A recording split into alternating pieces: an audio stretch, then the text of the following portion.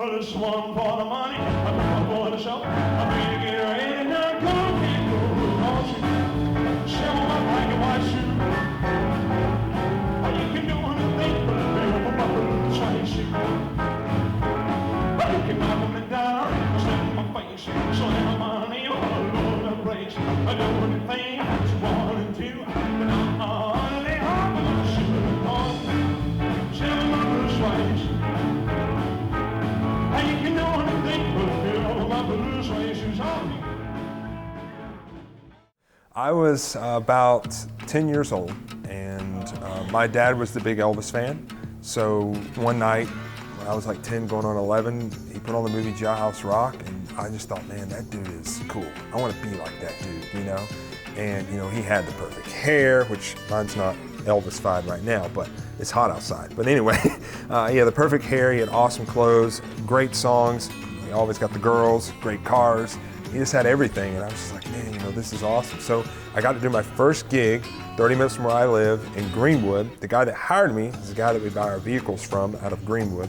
Who was that? Leroy Calvert, out of Quality Chrysler there in Greenwood. And he hired me for a little event they did out there on the square in Greenwood. I think it was to raise money for hospice or something like that. And I got paid $50, thought I was the richest kid in the world, man. And then from there, off to the races. When you did that first gig, did you dress up? Did you have anything that reminded the audience of Elvis? I did. It was a Halloween costume from Party City, which I don't wear nothing like that now. And then, you know, after that, I found out there's a such thing as an Elvis world. And there's other guys that have sideburns and they have an Elvis room like me. So then I got introduced to where to get all the fancy stuff and everything, and the rest is history. After high school, what did you do? I was singing all the way through high school. And paying gigs? Yes. I started doing it professionally in 2012. There's an Elvis world and there's an entertainment world. They're two totally different things. You know, the Elvis world is especially, you know, of course, all Elvis guys, you know, there's thousands and thousands, I mean, double digits of thousands of Elvis tribute artists all around the world. The thing about the Elvis world is a lot of the guys that you get to know, man, they become not only your best friend, but they become a brother for life. And they teach, especially younger ones, when I was first starting. There's one guy from Orlando, Florida, his name's Ted Torres, and man, we were doing a tour one time, him and I, all across the Southeast, and he took time to sit me down, taught me how to do my hair, taught me how to do makeup techniques. So I took all of that in. And then the rest, you know, I just kind of picked up on my own. But it's a lot, man. This hair's flat right now, but it takes a long time to get it. A lot of hairspray, a lot of pomade. So it takes a lot of work.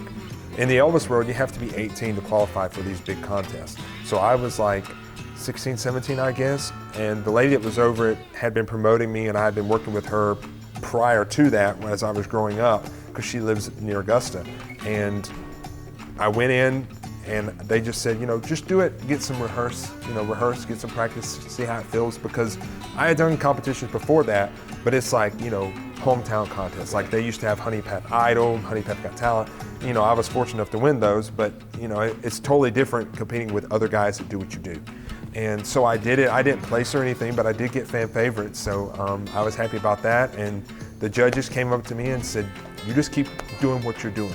Where do you go to get your costume? I'm fixing to really blow your mind. Are you ready? Tell me. B&K Enterprises out of, I think it's Charlestown, Indiana, if I'm right.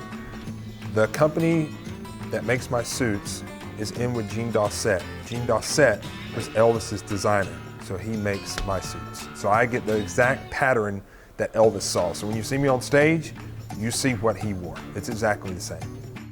The biggest crowd I've ever performed in was in Collingwood, Ontario, Canada. Besides Elvis Week, because Elvis Week's the biggest, but that's one of the biggest Elvis festivals in the world, which sadly doesn't exist anymore. But I did that and I won. I was the grand champion in my division. All contests are different. Some, it's just everybody against everybody, and then some they do like the early years of Elvis, like the 50s, 60s, and then the later years. So I won the early year division. It was cool. I got to go back the next year and headline, did my own set. You know, it was a huge audience, and then I actually got to go back in 2019, which was the last festival. The fans voted on who they wanted to come back to headline the event, and I was lucky enough to be chosen. So It was sad, but yeah, there's tens of thousands of people in that arena, so that's probably the biggest. Elvis Week is every August because the 16th is the anniversary of his death. Elvis Week is crazy. It's no sleep for us at all. It's constant work because, you know, we get hired to do shows with promoters, and then there's 2 competitions that happen during Elvis Week, and that's the Image of the King World Championship. And I will say in that contest, I've been fortunate enough ever since 2013, I've been in the top 5 out of about 40 guys every year. Yeah, so I've been very fortunate. And then the ultimate Elvis contest, if you win that, it's like winning the president. I mean, it's you're the best Elvis in the world for that whole year, and you keep that title for your whole life. Nobody else can take it from you.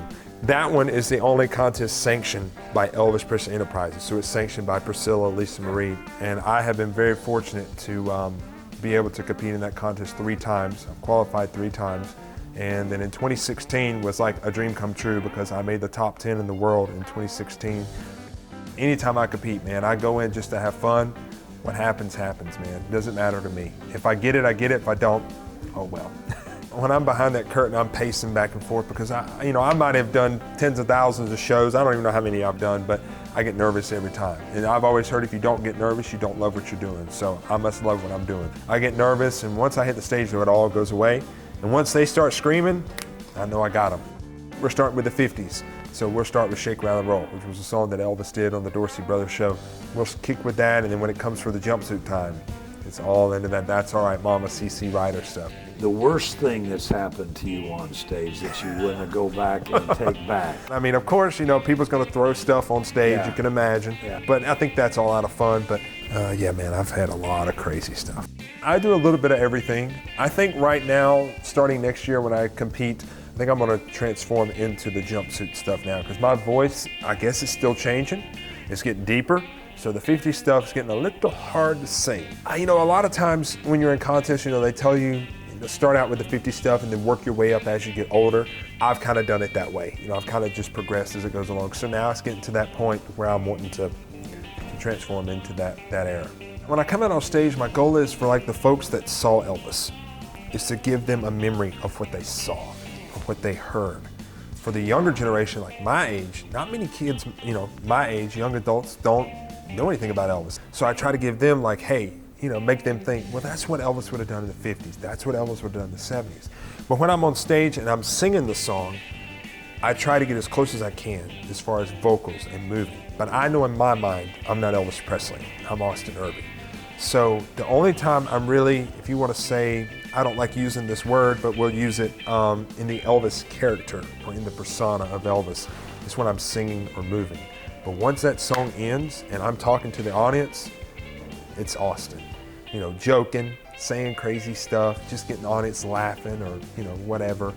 And then, once I leave that stage, I take off the jumpsuit, I put on some black dress pants and a dress shirt, and I go out and meet and greet as Austin. It's not Elvis, because there's only one Elvis Presley, and he was my hero, and I know I'll never be him. So that's why I always tell the audience, I'm Austin Irby, not Elvis. Elvis will never die. And when you see these younger kids singing his song, when I retire, it's gonna just keep going and growing. So that makes me happy. This is just mind-boggling to think a kid from Honea can make a living just being Elvis. Yeah, man, it's crazy. And it's a dream come true. Absolutely.